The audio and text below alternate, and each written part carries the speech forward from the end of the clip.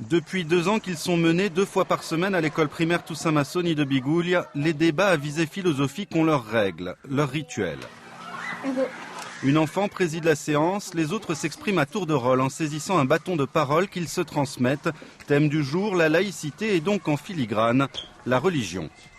Hugo, on peut vivre ensemble peu importe sa religion et aussi l'autre a le droit d'avoir une religion ou de ne pas en avoir, c'est son choix. Déjà, ici, il ne devrait pas porter le voile. Donc si ici ils portent le voile, nous, chez eux, on a bien le droit de porter une croix. Premier constat, à 9 ou 10 ans, chacun respecte la parole de l'autre. Ce cours-là, les enfants l'adorent. On peut s'exprimer, on peut dire tout ce qu'on pense. Et des fois, on ne peut pas le dire dehors, alors qu'ici, on peut le dire. On peut dire nos problèmes et les résoudre sagement, comme ça.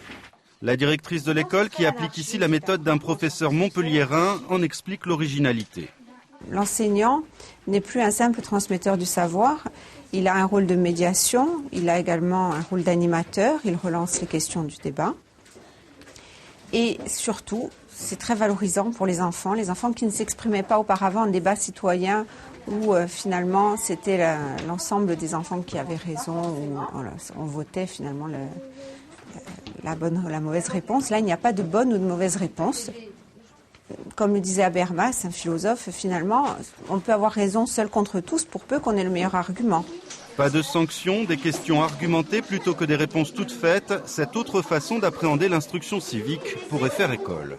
Aborder un sujet aussi complexe que la laïcité est un sujet d'actualité. L'enseignement de la laïcité n'est pas forcément un enseignement descendant, n'est pas forcément un cours magistral.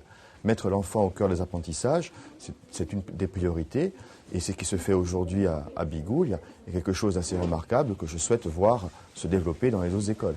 Ce matin-là à Bigoulia, Mohamed dit que les canards voleront toujours plus haut que les fusils. Un camarade affirme que si on ne respecte pas les règles, on court à l'anarchie.